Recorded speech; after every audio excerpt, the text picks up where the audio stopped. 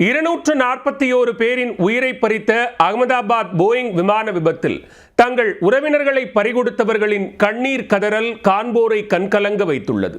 எதிர்காலத்தை நோக்கி பெரும் கனவுகளுடன் பயணித்தவர்களின் எதிர்பார்ப்புகள் நொடியில் கரைந்து காற்றில் கலந்துவிட்டன. பெரும் சோகத்தை ஏற்படுத்திய விபத்திற்கு நிபுணர்கள் கூறும் 5 காரணங்கள் என்ன?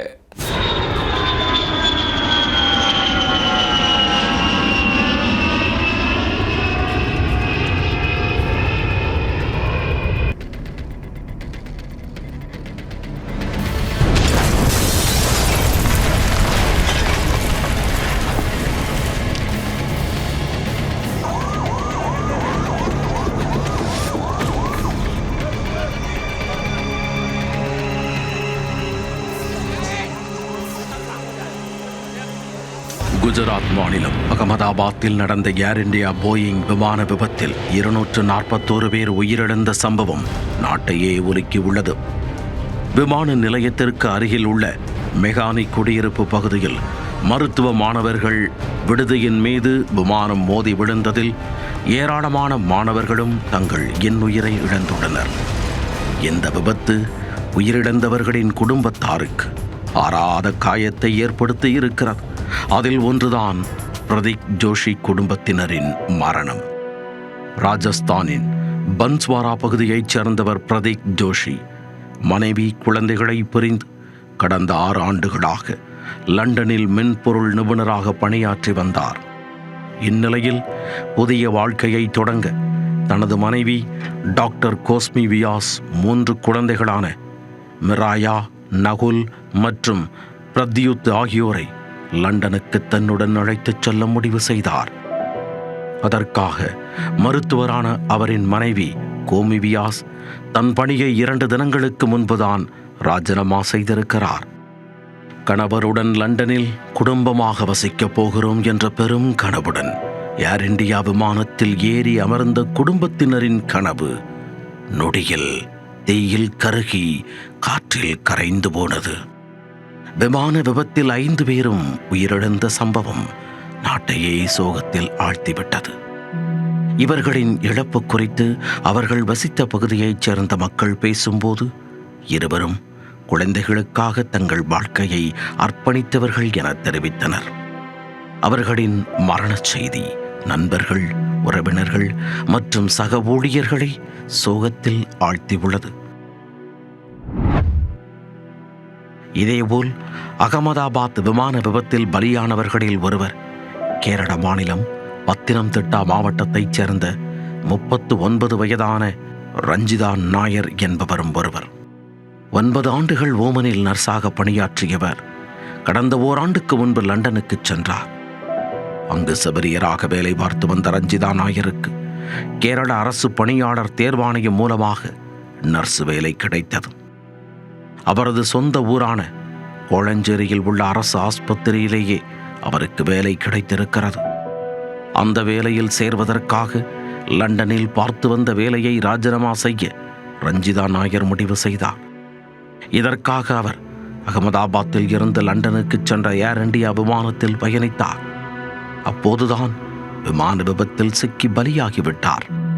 விமான விபத்தில் பலியான ரஞ்சிதாவுக்கு இந்துசூதன் என்ற மகனும் இதிகா என்ற மகளும் உள்ளனர்.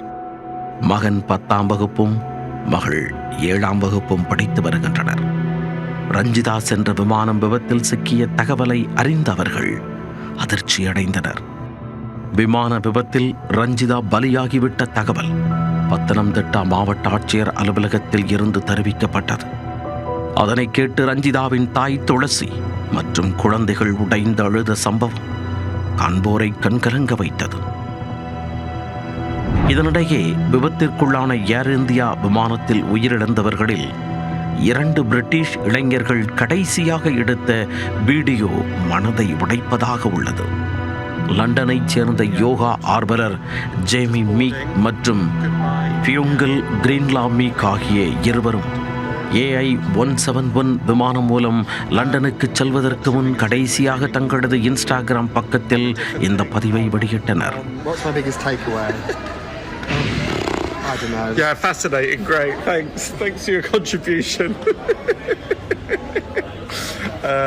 Okay, yeah, my biggest takeaway is don't lose your patience with your partner. Yeah, you're already starting to. You already snapped at me while we're having chai at the airport.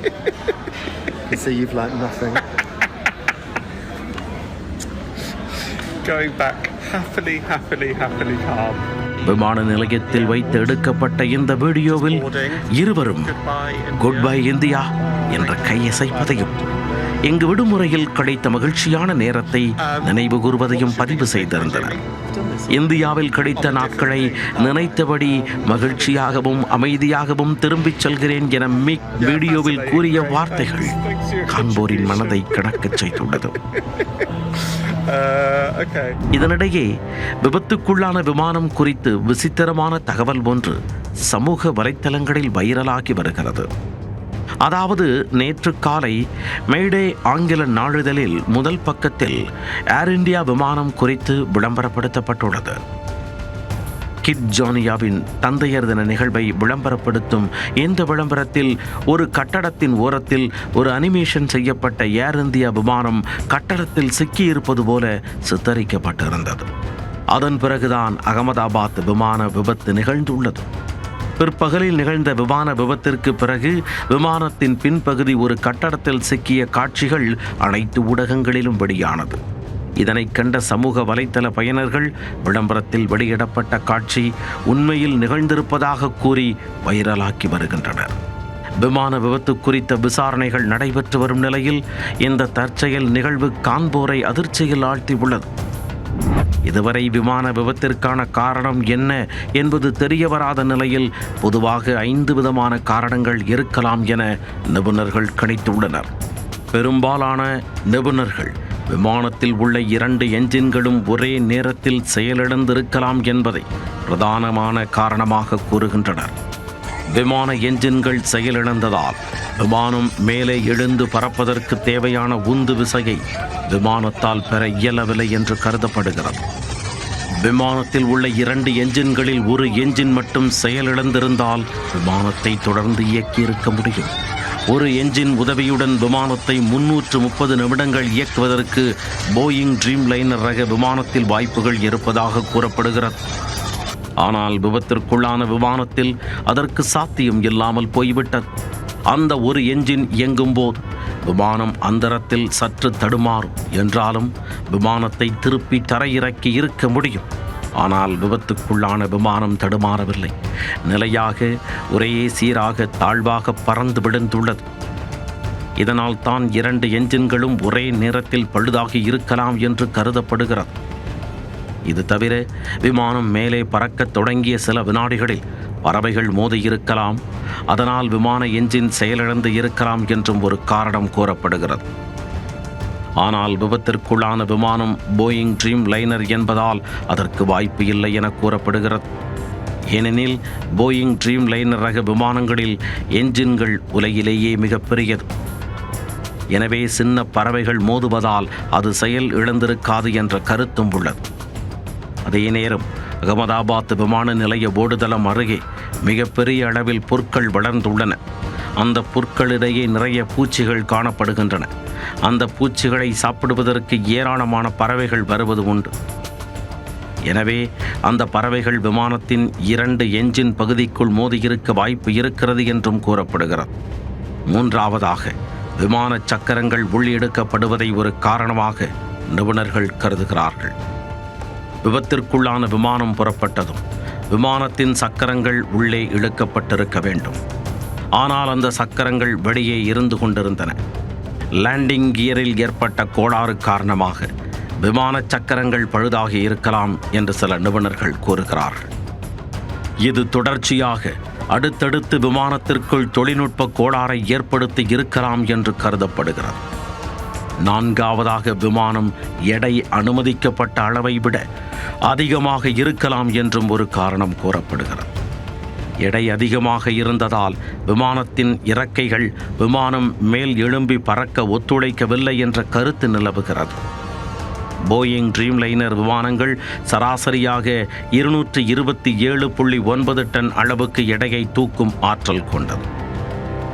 விபத்து ஏற்பட்ட போது இதைவிட கூடுதல் எடை இருந்ததா என்பது பற்றி ஆய்வு நடந்து வருகிறது. கூடுதல் எடை ஏற்றப்பட்டிருந்தால் அதுவும் விபத்திற்கு ஒரு காரணமாக கூறப்படலாம். ஆனால் பெரும்பாலான நிபுணர்கள் இதை மறுக்கிறார்கள். விமானத்தின் எடை அனுமதிக்கப்பட்ட அளவை விட அதிகமாக இருந்தால் விமானம் ஓடுதளத்தில் பறக்க சாத்தியம் இருந்திருக்காது என்று கூறியுள்ளனர். என்றாலும் இந்த காரணத்தின் அடிப்படையிலும் ஆய்வு நடந்து வருகிறது. 5ஆவதாக, விமானத்தில் எரிபொருள் சப்ளையில் அடைப்பு ஏற்பட்டிருக்கலாம் என்று போயிங் விமான நிலைய அதிகாரிகள் சந்தேகம் எழுப்பியுள்ளனர். எரிபொருள் தொடர்ந்து கிடைக்காத நிலையில் 2 என்ஜின்களும் செயலிழந்திருக்கலாம் என்ற கருத்தும் காணப்படுகிறது. இந்த 5 விதமான காரணிகளில் உண்மையான காரணம் என்ன என்பதை கண்டுபிடிக்க பல்வேறு கட்ட விசாரணைகள் நடந்து வருகிறது.